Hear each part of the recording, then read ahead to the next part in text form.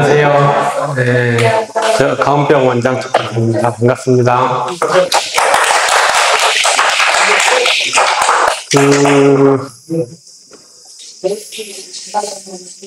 제가 질문을 받았는데, 하나는 면역 치료가 도대체 뭔지 질문하고, 그 다음에 두 번째로는 먹는 걸 어떻게 먹어야 되는지 그 두 가지 질문을 받았는데요. 오늘은 하여간 면역 치료의 기본이라 그래야 되나? 뭐 이런 것에 대해서 조금 다시 한번 설명을 해드리는 게 좋을 것 같아서, 기본적인 면역 치료의 기본적인 내용에 대해서 설명을 드릴까 합니다. 늘 말씀드리지만, 암 치료의 면역 치료가 그렇게 성공한 적은 없어요. 80년대부터 시작을 해서 굉장히 노력을 많이 했고, 그 노력이라는 것은 임상 시험으로 따지면 수천 건을 했어요. 그래서 암을 통해서 뭔가 면역을 통해서 암을 뭔가 해결해보자 하는 시도들에 수많은 시행착오를 했고, 그래서 건진 게 몇 가지가 있죠. 하나는 늘 말씀드리지만 카터 대통령이 있었던 키투르다라는 약이 효과를 받고, 2013년도가 사실은 그 면역 치료의 분수령이에요. 그 이후에 카티라는 게 만들어졌고, 그렇습니다. 여기가 제가 12년에 제가 개원을 했는데, 그때 그런 조짐을 보였고, 그래서 앞으로는 면역 치료에 대해서 조금 더 잘 해야 되겠다라고 생각을 해서 면역 치료에 집중을 하게 됐습니다. 지금 제가 돌이켜보면 이 몇 가지 논문들이 변해요. 그게 뭐냐면 2013년도 그때 논문은 어떤 논문들이 대부분이냐면 수명을 몇 개월 늘렸다. 암이 다시 재발하는 걸 몇 개월 늘렸다. 그것이 전부 논문의 기본이었어요. 대부분 그 약효가 효능을 받는 것은 쉽게 말하면 임상에서 이 약이 괜찮네? 라고 했던 것의 가장 큰 것은 뭐냐면 다시 재발하지 않고 3개월 늘렸다. 그게 기본, 여러분들이 생각하는 표적 치료제가 대부분 그런 논문들이에요. 근데 그것을 완전히 뒤집힌 논문이 케이스가 키투르다죠. 그것은 여러분들은 잘 모르시겠지만 초기 암은 굉장히 치료율이 좋잖아요. 80% 이렇게 되잖아요. 5년 생존율이. 근데 3, 4기가 되면 전부 한 자릿수였어요. 특히 4기는 5%를 벗어나지 못했습니다. 경호세포증도 마찬가지예요. 그렇기 때문에 그것을 깨는 게 뭐냐면 카타가 아주 상징적으로 보여주는 거예요. 90살이고 흑색종 4기였는데 완치됐잖아요. 그리고 100세가 넘어서 사망했어요. 이것이 보여주는 의미는 뭐냐면 암이라는 것은 말리고 초기고 이게 의미가 없다는 걸 극명하게 보여주는 거고, 그 다음에 약효에 대한 판단 기준이 변경된 거예요. 그게 뭐냐면 기수와 상관없다. 두 번째로는 서바이벌이에요. 생존. 지금은 약효의 기준은 서바이벌이에요. 옛날에는 약을 주면 종양 얼마나 줄였냐 이게 기본이었거든요. 지금은 내가 살아있냐? 그게 기준이에요. 이게 무슨 뜻이냐면 처음에 그 소위 면역 항암 치료제가 받았을 때 3상에서 그 퇴짜를 받았어요. 이 빌림무웹이라는 약인데 3상에서 실패했다고 결론이 나왔어요. 근데 실패한 이유가 뭐냐면 기준으로는 이게 그 효과가 없는 걸로 나온 거예요. 엔드포인트는 그때 말씀드렸듯이 종양의 크기가 얼마나 줄었느냐가 약효의 기준이었어요. 근데 그것을 아빠도 이상해. 그래서 그것을 생존으로 바꿨어요. 엔드포인트를. 그랬더니 효과가 30% 이상 충분히 효과를 보여주는 거예요. 심지어는 이렇게 종양이 커진 사람들이 훨씬 더 효과가 좋았어요. 그러니까 이 원리적으로 뭐냐면 면역세포가 암세포를 죽이느라고 부은 거예요. 그러니까 효과가 더 좋은 거예요. 그래서 그러면 다시 3상을 보충을 해라. 그래 다시 해가지고 승인을 받았거든요. 그게 처음에 키토르다 전에 나왔던 이필링무협이라는 약이에요. 그래서 키토르다는 2년 만에 승인을 받았어요. 약효가 너무 명확하고 엔드포인트를 서바이벌을 했더니 정확하게 약효를 입증했기 때문에. 그리고 뭐 카토가 이미 보여주잖아요. 그래서 2년 만에 승인이 된 아주 드문 케이스예요. 제가 면역 치료가 얼마나 이렇게 어렵냐면 어려운 거예요, 사실은. 왜 그러냐면 그때 당시에 그럼 키토르라는 약이 도대체 왜 듣느냐? 그걸 이유를 아는 사람이 종양 의사 중에서 10%도 안 됐어요. 카토가 좋아졌는데 왜 좋아졌냐? 그거 이유에 대해서 아는 사람에 대해서 종양 의사한테 물었어요. 10%도 몰라요. 근데 10년 만에 지금은 자기가 처방하는 약의 40%를 키토르를 처방하고 있어요. 이게 40%가 무슨 뜻이냐면 이제는 면역 치료가 아니면 치료가 아닌 거예요. 간단하게. 주전인 거예요. 우리나라는 아직도 면역 치료제 쓰려고 그러면 좀 많이 하지만 요즘에는 좀 많이 쓰더라고요. 근데 아무튼 그렇습니다. 그게 면역 치료라는 겁니다. 근데 경호세포정에서는 사실 혜택을 잘 못 봤어요. 임상에서 실패했으니까. 작전이 좀 많이 필요해요. 왜 그러냐면 뇌는 이렇게 특수한 조직이잖아요. 그렇기 때문에 우리가 하는 우선 키토르다가 들으려면 T세포가 많아야 돼요. 근데 현실적으로 T세포가 뇌에는 그렇게 많지가 않거든요. 없는 건 아니지만 그렇기 때문에 사실은 T가 주전이 아니에요. 그러다 보니까 이렇게 조금 효과가 거의 잘 안 나오죠. 그래서 대책이 뭐냐면 제가 최근에 나온 면역치료에 대한 리뷰를 봤는데 대책은 결국은 콤비네이션이다. 여러 가지를 종합적으로 전략적으로 잘 사용을 해야지 할 것이다. 그래서 예전에는 콤비네이션을 2개를 했어요.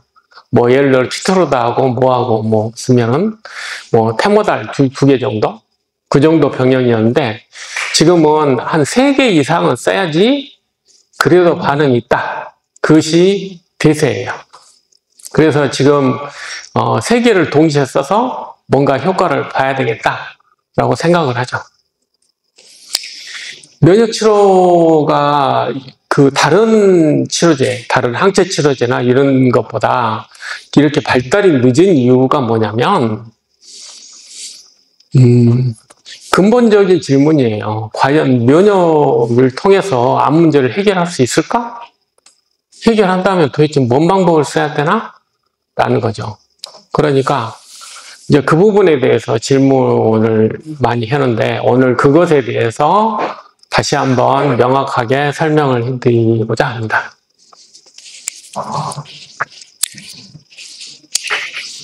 그러면 우리가 전략을 어떻게 짜야 될 것인가? 면역 치료에 대한 전략을. 그러면 전략을 짤 때는 왜 안 듣는지를 이해를 해야 될 거 아니에요. 왜 안 듣는지. 그러니까 사실 여러 가지 내용이 있는데 제가 봐서는 제일 중요한 게 면역 회피라는 거예요. 실제로 면역 세포 중에서 면역 세포를 도와주는 마크로파지, 얘가 제일 큰 문제예요, 사실은. 왜냐하면 이전에도 말씀드렸지만 뇌 종양의 뇌 덩어리의 50%를 얘가 차지하고 있거든요. 얘가 50%를 차지하고 있으면 어떤 문제가 생기냐면 T세포가 들어가지를 못해요.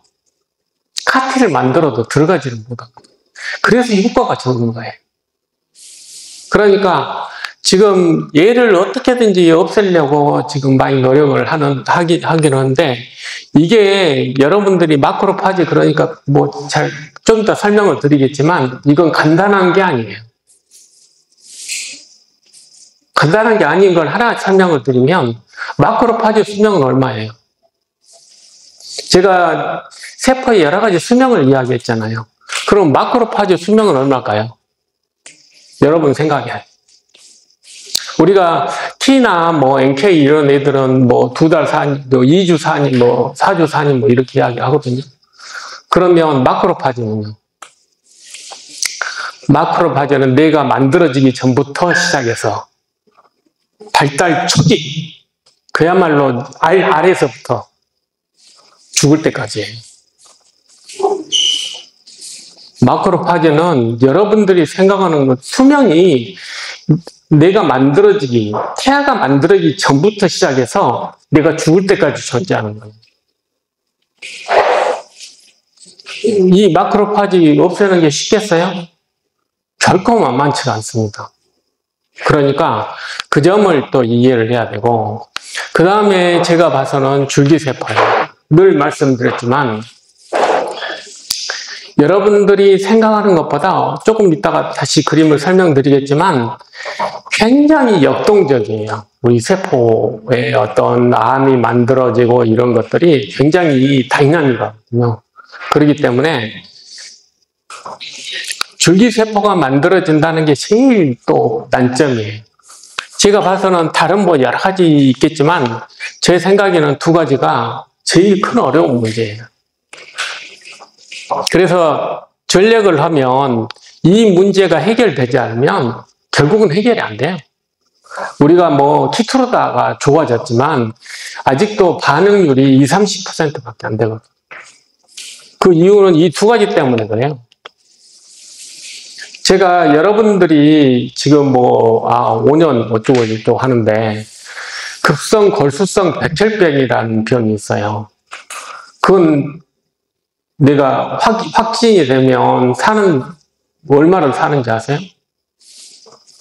치료하면 5개월이고 치료 안 하면 4개월이에요.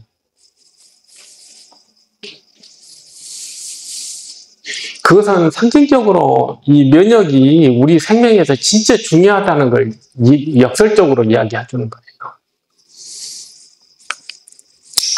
거예요. 우리가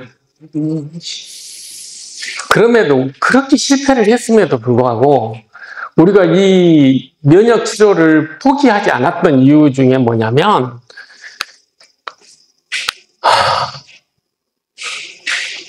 적혈구 수가 일단 우리 장에 있는 박테리아 수가 훨씬 더 많다고 생각하시면 될 거고, 그 다음에 이게 하나가 빠져버렸네.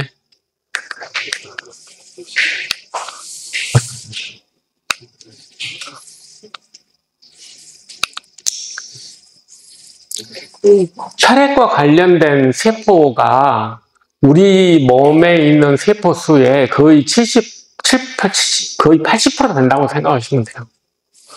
나머지 우리가 보는 여러 가지 이런 기질 세포들 있잖아요. 근육, 뼈 이런 것들은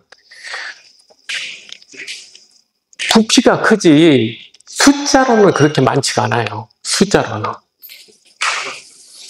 그러니까 쉽게 말하면 다리가 없어도 살지만 혈액의 20%를 상실하면 사망해요. 그만큼 우리 혈액이라는 것은 우리 생명에서, 그러니까 다 동맥 터지면 그대로 사망하는 거예요. 간단하게 이야기하면. 120에 20, 80으로 피 솟구치면 그것 안 하면 그대로 사망인 거예요. 그러니까 우리가 혈액이라는, 그래서 혈액이 어떤 질환을 일으킨다, 뭐 옛날에 뭐 그렇게 생각도 많이 했겠지만, 혈액이라는 것은 아주 독특한 특성을 갖고 있거든요. 그래서 이 조직된 애들한테 밥을 안 주면 우선 죽잖아요. 적혈구가 산소 안 주면 죽잖아요.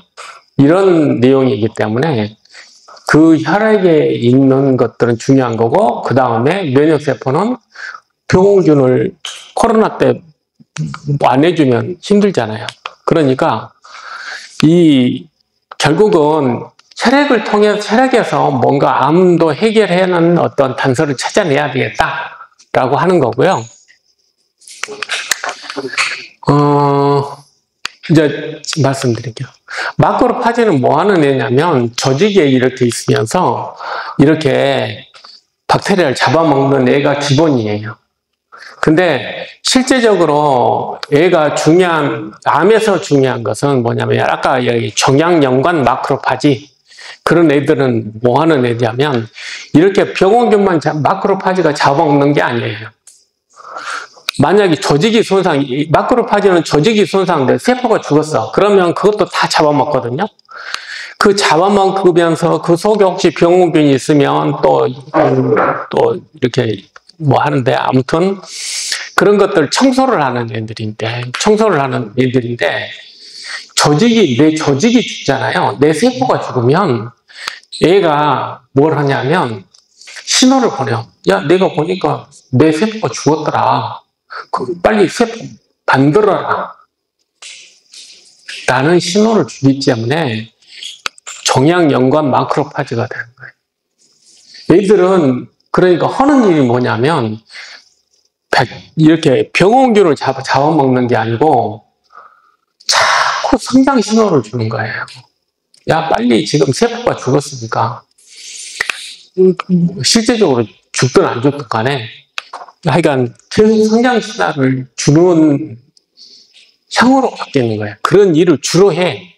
그러니까 거기 종양에 있는 마크로파지, 그래서 종양연관 마크로파지예요. 걔들이 하는 일은 계속 성장의 신호를 주게. 야, 빨리 와서 세포 더 많이 만들어야지. 그런 신호를 주기 때문에 우리가 참 어렵죠. 근데 내 세포가 죽었는데 뭐 죽든지 말든지 그러면 내가 존재하겠어요? 이건 내 생명에서 진짜 필수적인 거거든요. 그래서 마크로파지는 조직의 수호자예요. 그 조직마다 다 특성도 있잖아요. 심장은 심장 조직이 있고, 콩팥은 콩팥 조직이 있잖아요. 간은 간 조직. 그래서 이름이 몇 가지가 있어요. 뭐 간에서는 쿠퍼세포라고 하고.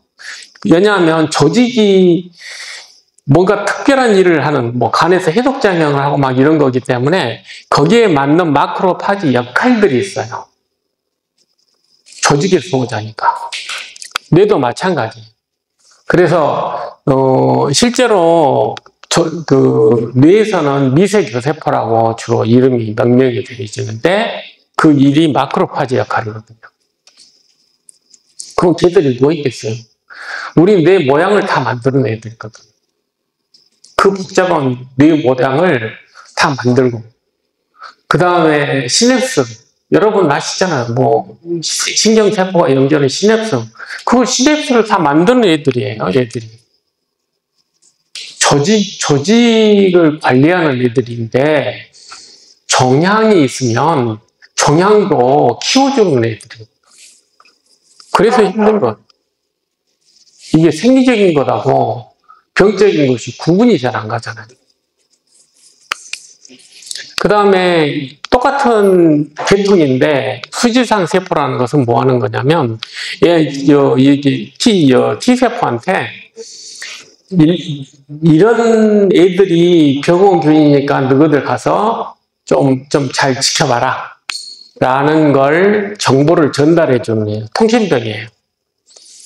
그래서 면역세포도 왜냐하면 마크로파지는 가만히 있는 애인데, 이런 얘들은 순환하는 애들이거든요. 돌아다니는 애들이니까 돌아다니는 애들한테 잘 관찰하게끔 정보를 전달하는 거예요. 그 다음에 단핵구. 마크로파지가 그렇게 일생 동안 살긴 하지만, 뭐 여러 가지 이유로 이렇게 손실이 생기잖아요. 손실이 생기면 이 골수에서 다시 이 단핵구라는 걸 만들어가지고 보충을 해요. 보충병이에요. 그래서 골수에서 그 암에서 이게 중요한 게 뭐냐면, 얘는 주로 보충을 어떨 때 보충하겠어요? 조직이 손상될 때 보충을 많이 할 거 아니에요. 그러면 조직이 손상돼서 하여간 마크로파지 없어졌으니까 다시 또 집어넣어서 해야 되고 막 이런 걸 하니까 주로 하는 일이 뭐냐면 수리하는 일이에요. 그러니까 실제적으로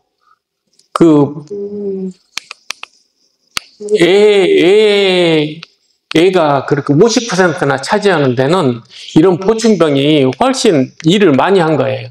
엄청나게 많이. 그래서 이름하여 모노사이트에서 유래된 억제세포라 그래요. 억제세포. 면역을 억제하는 세포예요. 왜? 수리해야 되니까. 그러니까 수리 전공이에요. 간단하게 이야기하면. 그 다음에 중성구라는 것은 여러분이 항암을 하시면 제일 많이 듣는 게 백혈구 떨어졌다.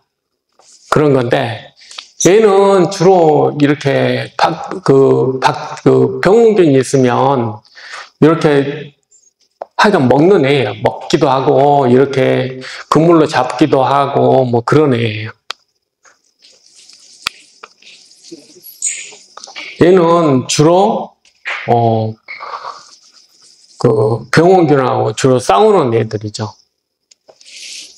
근데 이것도 종양연관 중성구라는 게 있어요. 얘도 손상이 되면 병원균도 같이 들어올 가능성이 크잖아요. 그러니까 손상된 데 중성구가 가게 되면 뭔 일을 하게 되냐면 얘도 성장인자를 내요. 빨리 수리해야 되니까. 그래서 종양연관 중성구라는 게 있어요. 그 다음에 아마 코로나 때 제일 많이 들었던 세포가 있을 거예요. 항체 만드는 거. 우리가 백신 만들어서 항체 만들잖아요. 그게 소위 말해서 B세포거든요. 그러니까, 이렇게 아까 이야기했죠. 봉균을 잡았어요. 수지상 세포가. 그래가지고 이렇게 알려줘. 그러면 애들이 우리 몽울이라고 하는 거 아시죠? 림프절에 가가지고 얘한테 항체 좀 만들어. 그렇게 하면 얘는 형질 세포가 돼가지고 항체를 엄청나게 만들어내네. 그러니까 코로나 바이러스 우리가 백신을 맞았어. 백신을 맞아서 우리 넣잖아요. 그러면 그것을 수지상 세포가 림프절로 가가지고 형질 세포를 만드는 거예요. 그래서 코로나 특이 항체를 만드는 거거든요. 그래서 주로 항체를 만드는 역할을 하는 애들이 B세포예요. T세포예요, 이것은. 이 보라색이 암세포예요. T가 이렇게 붙어서 얘를 죽이는 거예요.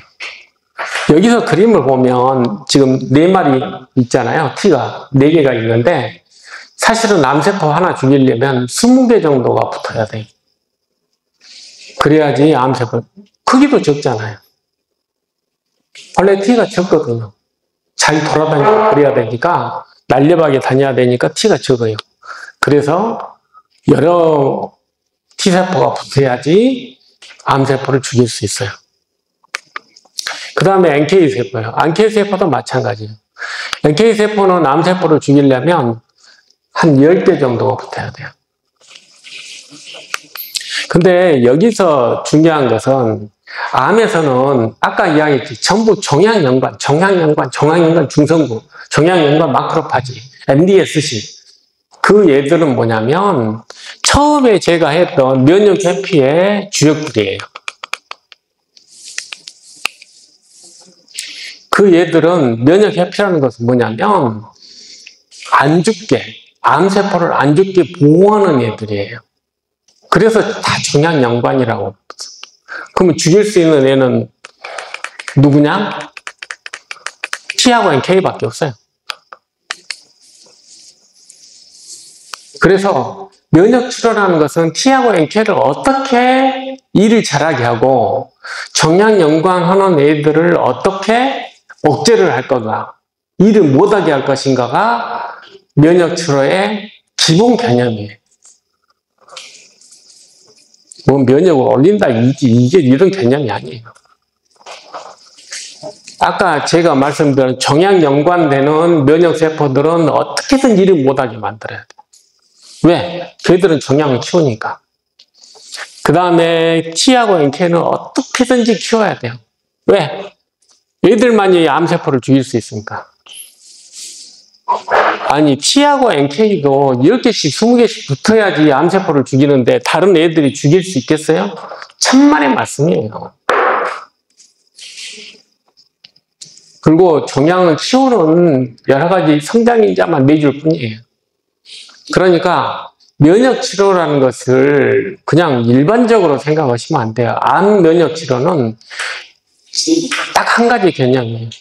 어떻게든 종양과 연관된 그런 중성구 마크로파지의 MDSC의 기능은 어떻게든 최대한 떨어뜨리고 걔들을 무력화시키고 T하고 NK를 어떻게 활성화시켜서 일을 하게 만들 것인가 라는 것이 기본 개념이에요. 모든 제가 말씀드린 프로토콜은 그것에 근거한 거예요. 왜? 그래야만 어쨌든 희망이 보이니까. 여러분들이 혈액검사를 볼 거예요. 그럼 혈액검사에서 도대체 뭘 봐야 되나? 여기 보면 림프구라는 게 있어요. 백혈구 숫자가 전체적으로 있고 여기에 림프구라고 하는 게 있어요. 이게 NKT, B까지를 포함해요. 여기 단핵구 있어요. 단핵구. 단핵구 그렇게 좋은 거 아니라 그랬잖아요. 어쨌든 조직이 손상됐으니까 단핵구는 엄청나게 나와요. 아무튼 높은 건 그렇게 좋은 건 아니에요. 중성구 제가 말씀드렸죠? 중성구. 이게 너무 낮으면 좀 문제가 돼요. 우선 항암제 잘 안 써주잖아요. 백혈구 떨어졌다고. 백혈구 떨어졌다는 게 중성구 떨어진 걸 보는 거예요. 나머지는 좀 중요한 거 아니니까 뭐 관계가 없는 건 아니지만 중성구하고 림프구를 잘 보시면 돼요. 개수를 따지면 항암하고 항암한 후에 2100으로 떨어졌어요. 2100으로 떨어져서 림프구 개수로 따지면 림프구는 684개고 중성구는 785개예요. 되게 뭐 한 2000, 1500, 2000 아니면 항암 잘 안 해주잖아요.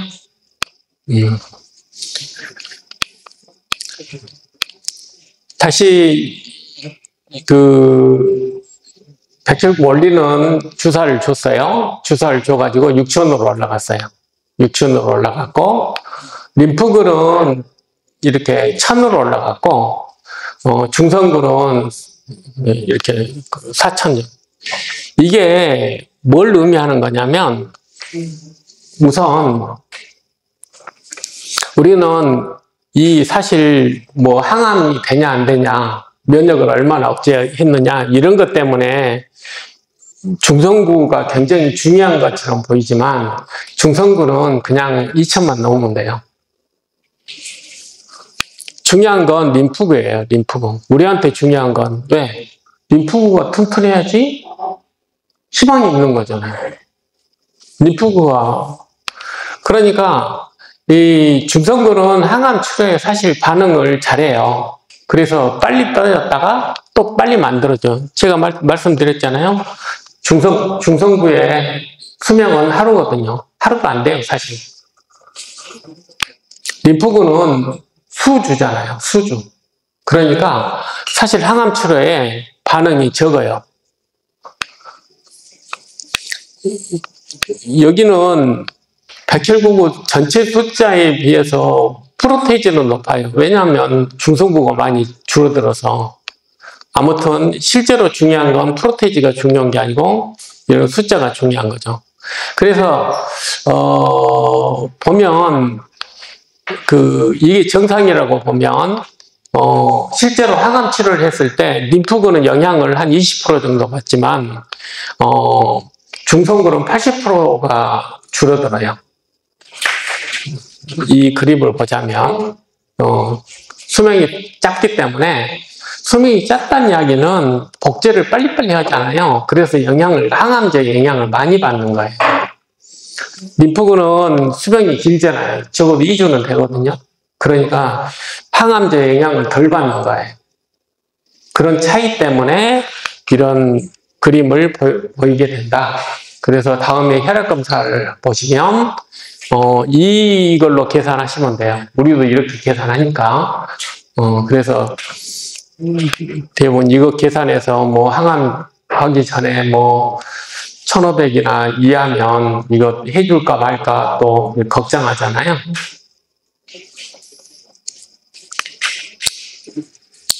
그래서 우리한테는 이것만 필요하다. 림프구만 필요하고 나머지는 암에서는 적이라고 생각하셔야 돼요.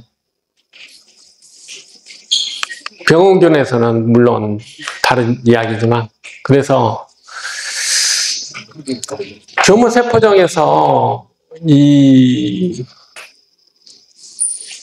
도대체 이게 진짜 암이 든다 안 든다?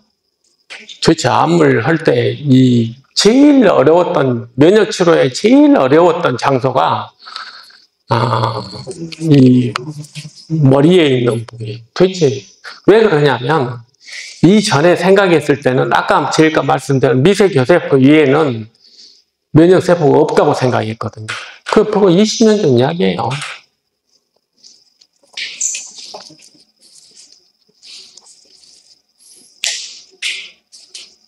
그게 면역세포가 없다고 생각한 게 뭐냐면, 우리가 예를 들어 피부를 다른 사람한테 이식하면 이식돼요?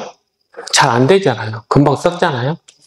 조직 거부가 되는데 뇌는 조직 거부가 없었어요. 그냥 아무 생기나 이렇게 줬는데 그냥 살아있는 거야. 그래서 여기는 조직 거부를 하는 면역세포가 없구나 라고 생각합니다. 사실은 없는 게 아니고 적더라. 그것이 답이었죠. 그래서 그러면 도대체 어디에 있냐? 우선 뇌척수액이 좀 있어요. 있잖아요. 뇌척수액 아시잖아요. 뇌척수액이 좀 있고, 그 다음에 여기 코로이드 프로섹스라는 데가 있는데 거기는 면역세포 주변이 많아요. 이쪽 부위에는. 여기까지는 뭐 그냥 통상적으로 이야기하는데, 여기 보면 두개골이에요. 두개골. 두개골이 있어서 두개골이 있고, 여기 보면 지주막이라고 혹시 들어보셨어요? 뇌출혈 되면 지주막하 출혈 뭐 이런 게 있는데, 뇌에는 막이 3가지가 있어요. 경막이 있고 지주막이 있고 연막이 있는데, 여기 보면 거미줄처럼 돼 있잖아요. 거미막이라고 그래요. 여기 두 번째 막이, 요 밑에가 거미막인 게 뭐냐면 혈관이 많아요. 혈관이 많아서 거미막이라고. 거미줄처럼 혈관이 많으니까. 이 경막하고 지주막 사이에 면역세포가 많이 있다는 것들이 밝혀져요. 종류는 있을 것 다 있다 라고 생각하시면 돼요. 그래서 그 다음에 하여간 십몇 년 전에 뭐가 발견된 뭐 이렇게 뭐 네이처에서 올해 발견 이런 거 있잖아요. 거기에 어떤 발견이 있었냐면 뇌에도 림프관이 있구나라는 걸 밝히게 돼요. 그전에는 왜 못 봤겠을까요? 볼 수 있는 기계가 없었으니까. 그래서 이게 얘들 가서 림프절, 그러니까 다른 기관하고 다를 게 없는 거예요. 단지 양이 적을 뿐이지 없는 게 아니구나라는 걸 이해하게 되는 거예요. 그러면 그래서 경호세포종에도 면역치료를 뭔가 해보자 라는 시도들을 계속 하는 거예요. 이것은 아까 말씀드렸죠.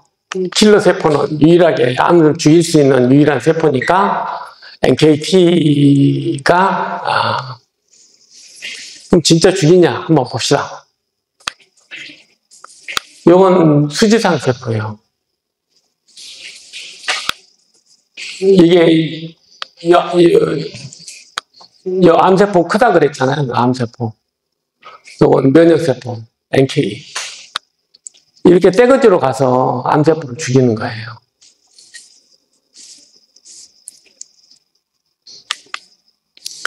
지금 이게 하는데 똑같아요. 이 조그만 애들이 가서 붙어서 이 초록색을 없애요. 그것을 생체에서 보면 이렇게 나오겠죠. 그래서 이전에 전 시간에도 말씀드렸지만 이것은 그 난소암이에요. 난소암 모델이어서 복강에 따겠어요. 효과가 굉장히 좋은 게 뭐냐면 복강에는 면역세포가 잘 없어요. 그러니까 복강에다가 면역세포를 킬러 세포를 넣어주면 진짜 깨끗하게 없애거든요. 그러면 똑같은 이야기잖아요. 뇌에도 우리가 킬러 세포를 잘 넣어주면 깨끗하게 없앨 수 있지 않을까라고 생각을 안 하겠어요? 뇌에 넣어줬어요. 그랬더니 진짜로 깨끗하게 청소했잖아요. 80%를.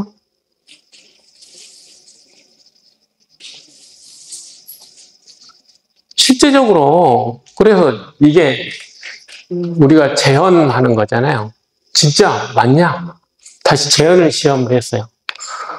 깔끔하게 없애잖아요.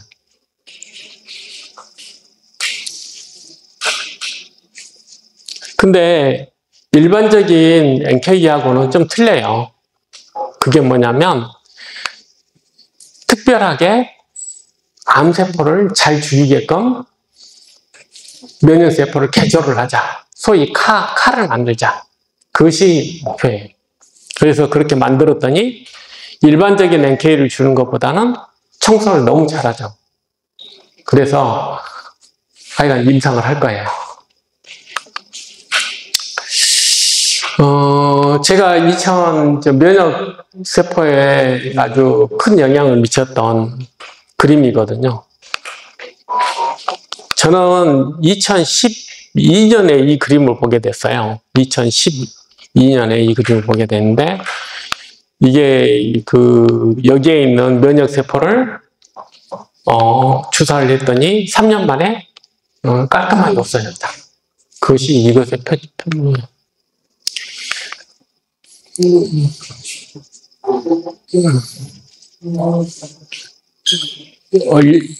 이렇게 깨끗하게 없애는 그림이 쉽겠어요? 근데 이게 밖에서는 괜찮은데 안에서는 뇌 정향에서 도대체 이 TIA를 키울 수가 없어요. 저거는 크니까 반복해서 계속 수집을 할 수가 있는데 이 뇌 정향에서는 반복적 수집이 안 되잖아요. 그래서 조직에서 수집이 안 되니까 밖에서 키워볼까 뭐 이렇게 하다가 도저히 이게 진짜 힘들어요. 저도 TIA를 해보려고 뭐 대장암 조직도 갔다가 해보고 뭐 해봤는데 현실적으로 TIA도 그렇게 맞지도 않고 그 다음에 그걸 대량으로 만들어도 한두 번 쓰면 다 끝이고 더 이상, 왜냐하면 너무 또 반복적으로 하면 얘는 또 죽잖아요. 더 이상 크지도 않아요. 그러니까, 이제 고민이 된 거지. 그래서 만들어진 게 카죠. 그러면 진화를 시켜야 되겠다. 암을 더 잘 죽는 그런 애로 진화를 시켜야 되겠다라고 해서 만들어진 게 아까 그 그림이에요. 이건 아까 말씀드린. 그래서 치료는 소위 면역 치료는 대개 이 네 가지가 기본이었어요. 암 백신, 항체 치료제. 항체 치료제는 그 항체를 이용해서 뭐 이렇게 뭐 암을 죽이자 뭐 이런 게 아니고, 이 카트가 맞았던 것들은 뭐냐면 암세포가 이런 PDL1이라는 걸 분비하는데 이게 프로그램드 데스 리간드예요.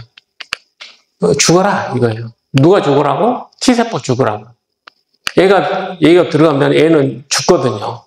그러니까 그걸 못하게 이 항체 치료제 키투르다라는 것을 해서 여기를 막아버리면 얘가 해봐야 안 죽잖아요. 그래서 만들어진 게 카트였잖아요. 항체 치료제는 건 그런 걸 의미하는 거예요. 사이토카인은 현실적으로 다 실패했어요. 남은 건 뭐냐면 백신하고 세포 치료제. 백신 제가 말씀드렸잖아요. 백신에서 중요한 것은 어주먼트라고. 보조제가 끝이에요, 그냥. 그리고 암은 다형성, 정확한 이름이 뭐냐면 다형성 교모세포제이거든요. 다형성이라는 것은 세포마다 다 종류가 틀리다 그런 뜻이야. 그러니까 어떤 한 가지를 죽였다 그래서 암이 없어지는 게 아니니까. 그래서 더 좋은 방법은 반복적으로 어주먼트를 주면 계속 백신 맞는 거예요, 그냥. 그럼 기회가 있는 거거든요. 아까 제가 말씀드렸던 백혈구 원리는 류코트리안 그 주사도 10%의 항체를 만든다고 되어 있어요. 암 백신 효과가 10% 정도 된대. 그래서 저도 열심히 지금 쓰고 있거든요. 그 다음에 제가 말씀드렸던 세포 치료제는 지금은 현재 상황은 혈액암에서만 카티가 사용돼요. 고형암에서는 현재 성공한 사례가 없어요. 아직은. 이제 그걸 성공할 거고. 그래서 아무튼 현 상황에서는 아무튼 암과 관련된 면역세포는 억제하고 암 사례 면역세포는 키우는 수밖에 없다. 라고 생각을 할 수밖에 없잖아요. 그래서 작전이 뭐냐면 셀레늄이에요. 셀레늄은 기본적으로는 아까 이야기했던 암 연관 면역세포를 억제해요. 생각보다 강력하게 억제해요. 스테로이드보다 훨씬 더 강력한 것 같아요. 그러니까 뭘로 알 수 있냐면 아무튼 제가 셀레나질 주사해서 부종이 안 빠진 사람 잘 못 봤거든요. 충분히 가능하다. 더구나 지금 셀레늄은 고농도일 때는 죽인 이렇게 암세포도 지금 이렇게 살해한다고 돼 있어요. 뭐 여러 가지 기전에 의해서. 근데 아무튼 셀레늄이 그런 거고. 그 다음에 비타민 D 먹는 약도 있어요. 그러니까 필요하시면 비타민 D가 있어야 되는데, 비타민 D는 여기 보시면 아시겠지만 옛날에는 골다공증인데 골다공증은 30 정도면 대부분 해결돼요. 근데 이렇게 골다공증 되잖아요. 근데 암이 되면 훨씬 더 농도가 높아야 돼요. 그래서 옛날에는 사실 농도가 몇 년 전, 한 10몇 년 전만 하더라도 12 기준이었어요. 비타민 D. 우리나라의 평균이, 기준이. 근데 지금은 30으로 올라갔더라고요. 근데 암에서는 적어도 60점 이상은 돼야 돼요. 그러니까 암 환자들은 비타민 D가 60 이상 돼야 된다라고 생각하셔야 되고, 비타민 D는 비타민이 아니에요. 호르몬이에요. 호르몬은 강력해요. 여러분들이 생각하는 것보다 강력한 게 뭐냐면, 제가 있잖아. 내가 뭐 예를 들어서 땅콩 알러지였어. 그럼 여기다가 주사를 푹 넣으면 숨을 푹 쉰단 말이에요. 영화에서 많이 보시잖아요. 그 설명드리자면, 아들이 에피네프린이 땅콩 알러지가 일어나고 있는 폐로 들어가서 폐에서 폐에 있는 세포에 핵으로 바로 들어가요. 세포에 핵으로 들어가서 거기에 있는 한 200~300개의 유전자를 쫙 풀어요. 그래야 거기서 메신저 RNA를 만들어요. 메신저 RNA를 만들어가지고 세포질로 나와요. 세포질에 나와서 리보솜에서 단백질을 합성해요. 그래서 만들어진 그 단백질이 세포 행동을 해서 숨을 푹 쉬는 거예요. 아마 지금 제가 말하는 것보다 더 빨리 반응하잖아요.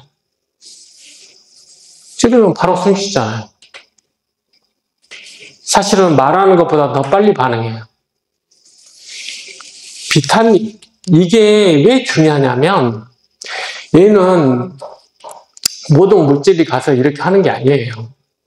핵으로 직접 들어가서 유전자를 여는 애들은 딱 정해져 있어요. 그 중에 하나가 호르몬이거든요. 호르몬은 직접 가서 유전자를 해서 세포 행동을 하게 하는 애들이에요. 그래 강력하거든요. 근데 왜 비타민 D, 그래서 비타민 D는 옛날에는 비타민인 줄 알았지. 저여서 뭐 세포 행동을 하는데 도움을 주는 애인 줄 알았더니 알고 보니까 얘는 세포의 유전자를 푸는 애들이더라. 그러니까 호르몬이죠. 그러면 걔들이 푸는 호르몬이 어쨌든 항암 작용에 도움이 되는 거예요. 대부분은 면역 조절이에요. 이게 아까 말씀드렸듯이 종양을 하는 그런 애들만 몽땅 지금 일을 하고 있잖아요. 킬러 세포들은 일을 못하고 있는 게 현 상황인데 그걸 조절해주는 애가 비타민 D예요. 이건 기본으로 무조건 깔고 가야 되지 않겠어요?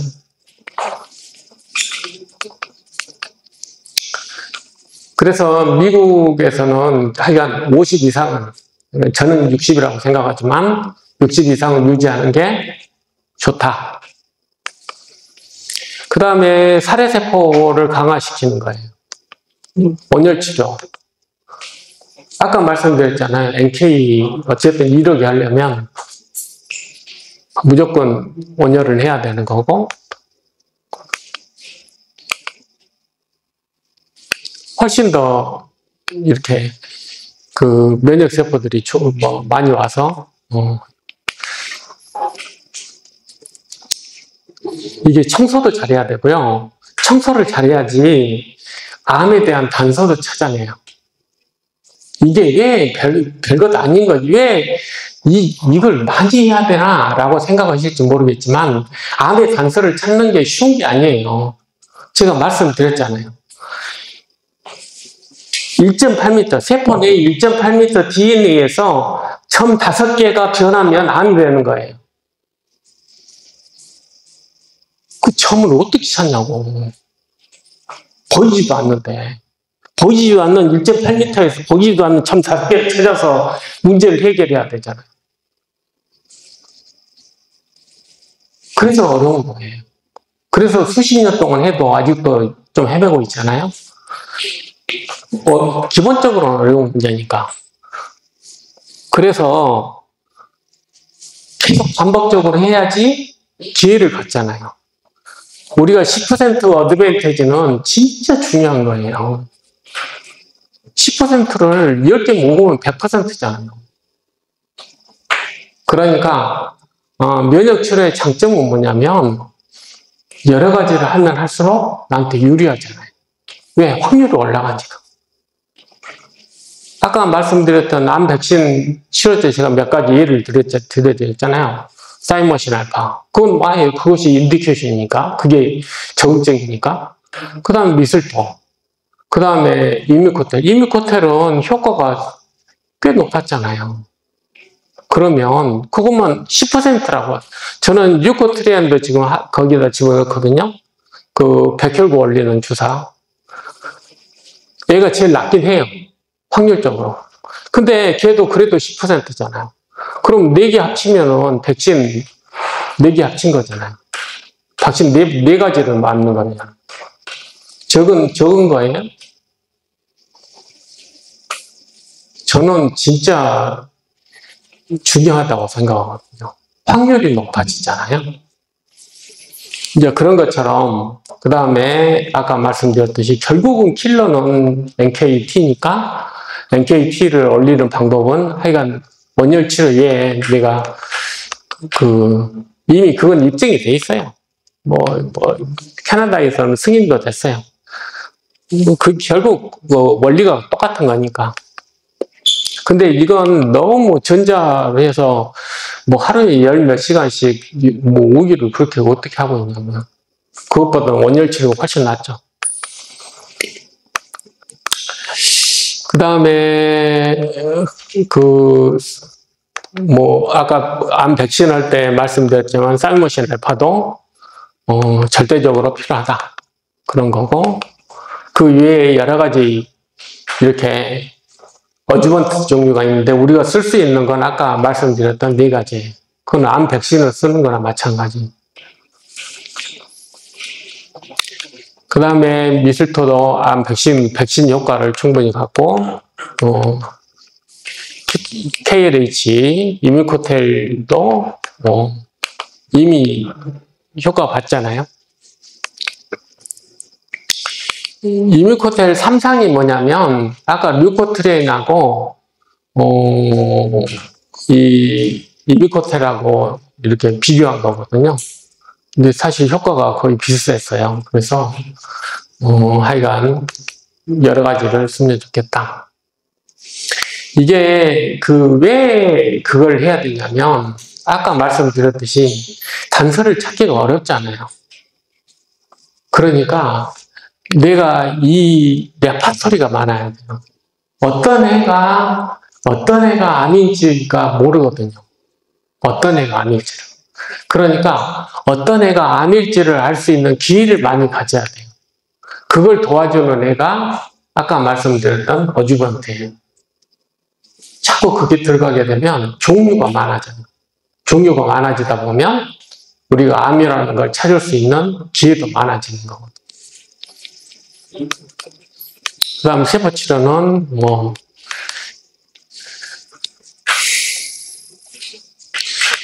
그 다음에 여기서 제가 언급하고 싶은 여기서 보면은 세포치료를 했는데 이게 도대체 효과가 있나 없나, 여러분들이 면역치료를 하면 효과가 있나 없나 이것에 대해서 상당히 좀 할 거예요. 근데 세포치료가 그걸 명확하게 설명을 보여주는 게 뭐냐면 3개월은 지나야지 표시가 나요. 물론 그것도 아주 미세한 차이고, 내가 안 하면 그 효과는 6개월 가더라고. 이걸 보면, 이 그림을 보면. 그러니까 여러분들이 지금 예를 들어서 여러 가지 면역치료를 하고 계세요. 면역치료를 하고 계시는데 도대체 이게 하는지 안 하는지, 이게 진짜 도움이 될지 안 될지 좀 답답하거든요. 이게 눈에 팍팍 항암제처럼 어떻게 됐다거나 이런 것도 아니고 이게 잘 안 보이니까 그러시겠지만은, 우리 몸이라는 것은 그렇게 쉽게 변하는 게 아니에요. 그러니까 그래서 조절이 중요한 거고, 그것이 내 몸에서 이렇게 조금이라도 느껴지려면 3개월은 지나야 돼요. 3개월이 지나야 하여간 뭔가 좀 달라졌구나? 이런 걸 느낄 수 있는 거고, 3년 후에는 전혀 다른 모습이겠죠? 3년 동안 공부한 사람과 안 한 사람은 절대 같을 수는 없어요. 그건 장담해요. 좀 어려운 일이고 좀 시간이 오래 걸리는 일이지만 결국은 내가 변하는 일이거든요. 암에서 조금 더 벗어나고 뭐 그러는 일이기 때문에 내 체질이 변하는 거잖아요. 어떻게 생각하면. 그러니까 시간이 좀 오래 걸리지만 그 변화는 내가 원하는 대로 되는 거잖아요. 내가 변하고 싶은 모습대로. 그러니까 그 면역치료의 그 기본이고, 면역치료는 당장 암세포를 죽이는 게 아니잖아요. 내가 건강해서 암세포가 죽이는 거예요. 건강이 진짜 중요한 개념이에요. 그러니까 건강을 잘 보존하는 게 아주 면역치료의 기본입니다. 여기까지가 이제 면역치료에 대한 내용이고, 그 다음에 두 번째 질문이 뭐였냐면, 도대체 뭐 먹어야 돼요?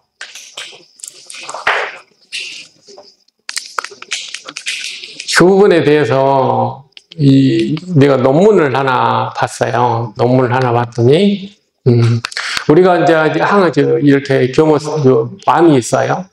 암은 기본적으로는 종류가 다양해요. 세포 수만큼 틀리다고 생각하세요, 그냥. 근데 우리가 항암 치료를, 여러 가지 치료를 하게 되면 종류가 줄어들거든요. 그래서 보통 CT나 MRI 안 나타나는 그런 정도까지 돼요. 근데 다음에 재발하잖아요. 재발을 하게 됩니다. 근데 여기서 이 그림은 뭐냐면, 애들이 살아남는 애들은 어떤 애들이냐면 줄기세포 애들이에요. 줄기세포 애들. 여러분, 우리가 재발을 하는 암이 진짜 문제되는 게 뭐예요? 재발이잖아요. 재발하는 애들은 기본적으로 그 재발하는 처음에 안 보였지만 줄기세포가 거기에 있는 거예요. 우리가 감지를 못하더라도 줄기세포가 도대체 몇 개가 있을까요? 이론상으로는 10억 개가 있어요. 우리가 10억 개가 그것도 뭉쳐 있어야지 그 감지를 하거든요. 그래야 1g으로 MRI에서 볼 수가 있어요. 근데 얘들이 남아서 씨가 돼가지고 다시 하는 거니까, 이 되게 재발하는 사람이 더 예후가 안 좋은 이유는 뭐냐면 줄기성이 훨씬 더 강하니까 더 예후가 안 좋은 거예요. 그 다음에 두 번째로 이 그림은 뭐냐면, 암세포라 그래서 세사가 똑같은 게 아니에요. 암세포는 해당 작용을 잘한다, 한다 그러지만 현실적으로는 그렇지 않아요.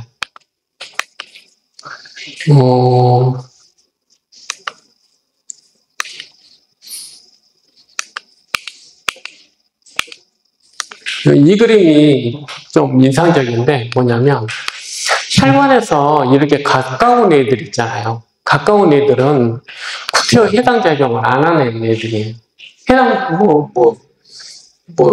지금 탄수화물 먹어야 되냐 안 되냐, 그것이 해당 작용을 하기 때문에 공급을 안 해줘야 되는 거 아니냐, 이것 때문에 지금 질문하시는 거거든요. 근데 이 혈관에 가까운 애들은 어차피 해당 작용 안 해요.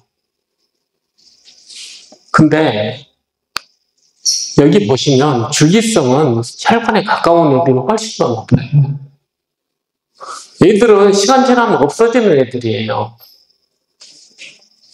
줄기성이란 것은 얘가 항암에도 살아남고 방사선에 살아남는 애들이거든요. 근데 그런 애들은 혈관에 딱 붙어 있어요. 해당 작용도 안 해요. 그러면 도대체 내가 소위 말해서 탄수화물을 안 먹는 게 나한테 뭔 소용이 있어요? 아무 의미 없잖아요.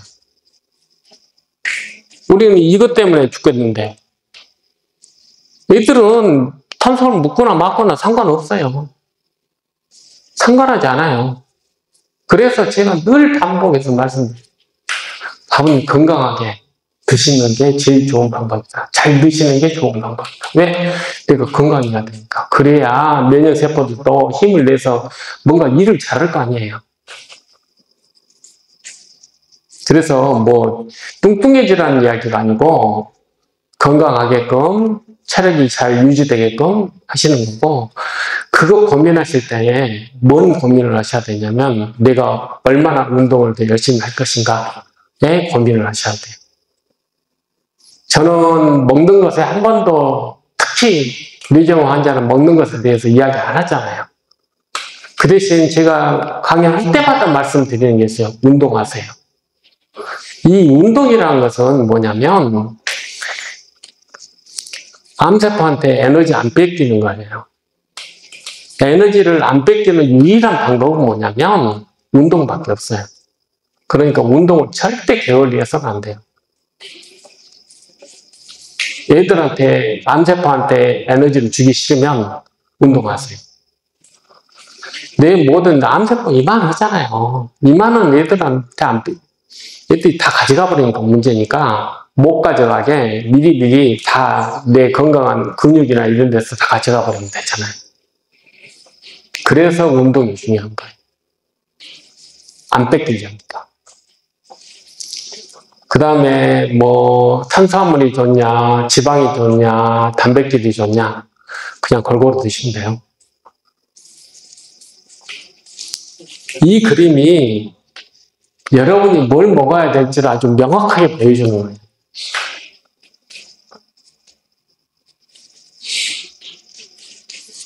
이해하시겠죠? 우리는 이게 하나도 걱정 안 돼요. 얘는 제가 키워보면요, 암세포는 이런 애들은 금방 죽어요. 얘들이 만년 사는 게 아니거든요. 때 되면 죽기 때문에 이건 신경 쓸 필요 없어요. 안 죽는 애들이 문제고 애들이 계속 분열하니까 문제예요. 재발이 그게 문제잖아요. 그리고 우리의 적은 아까도 말씀드렸지만 애들이 문제잖아요. 줄기세포가. 애를 잘 잡는 게 중요한 거거든요. 제가 NK에 기대를 거는 이유는 유일하게, 치료세포 중에서도 유일하게 줄기세포, 암 줄기세포를 잡을 수 있는 애는 NK밖에 없기 때문에.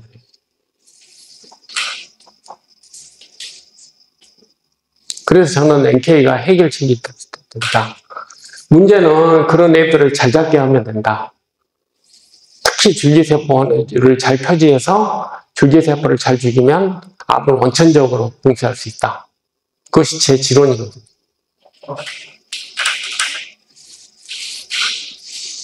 셀레늄, 얘 먹어야 돼. 왜 셀레늄 먹는 사람은 더 오래 사냐? 애들이 재발을 하는데 신호가 전부 염증 신호예요. 신호를 차단해버리면 얘는 계속 만년 줄기 사는 거예요. 나는 죽고 사는데 상관없잖아요.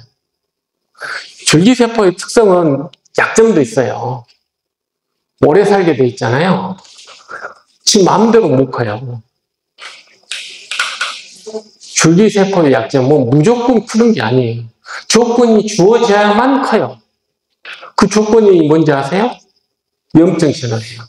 그래서 만성 염증이 자꾸 문제가 되는 거예요. 또 유일한 방법은 뭐예요? 셀레늄이잖아요. 염증 수치, 염증 신호를 되도록 줄여 없애야 되잖아요. 적어도 어느 정도 없애야 되냐? 줄기세포들이 자꾸 준동을 안 하게끔 없애야 됩니다. 그래야지 암 줄기세포가 못 클 거 아니에요. 이렇게 아까 제가 서두에 말씀드렸듯이 우리가 전략이 그거잖아요. 하나는 어떻게 하면 살해세포를 늘리는 것보다 더 중요한 게 줄기세포가 안 커야 되니까 이게 일본인 거예요.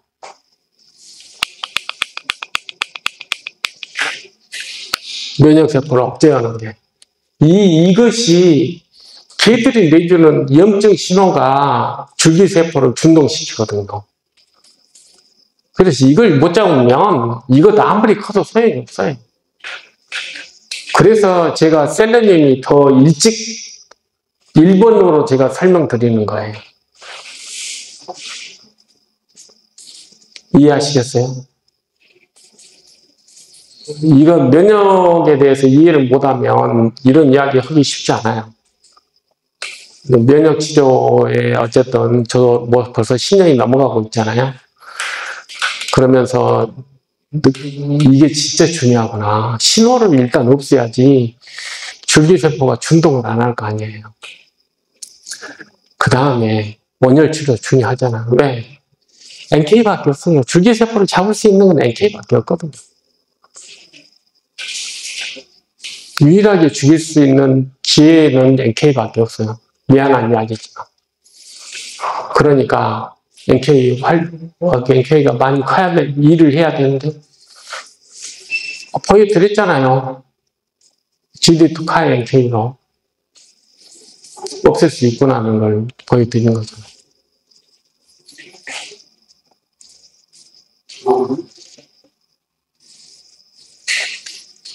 아무튼 이제 그렇습니다. 그래서 요약을 하면 이제 진짜 그 암줄기세포 없애가지고 진짜 마음 편하게 이렇게 될 때까지는 얼마 남지 않았으니까 그동안 우리 건강해야 되고, 네, 이렇게 열심히 또 잘 관리해서, 네, 어려운 상황을 잘 벗어났으면 좋겠습니다. 또 잘 됐잖아요. 어쨌든 해결책까지 있으니까. 처음에 제가 강의했을 때는 그림이 하나씩 지금 모아져서 이렇게 된 거거든요. 몇 년씩 걸려서. 어쨌든 저는 끝까지 가려고 생각했고, 어쨌든 목표는 깃발은 꽂았으니까 이제 가기만 하면 됩니다. 네. 질문하시고 싶으신 이야기.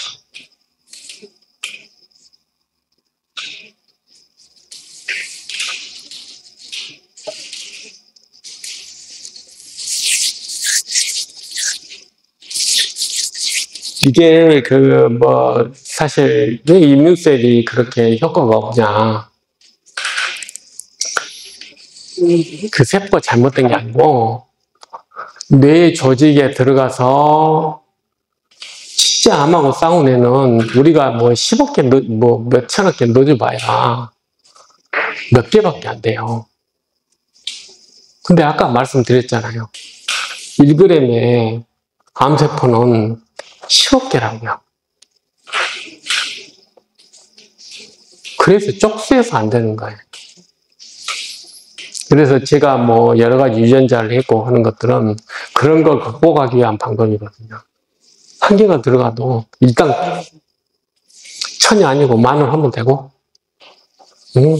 그 다음에 더 오래 살면 되고, 그런 애들을 더 많이 더 끌어모으면 되고, 그렇게 해서 청소하는 거예요. 원리가 틀린 게 아니고 쪽수 싸움이니까.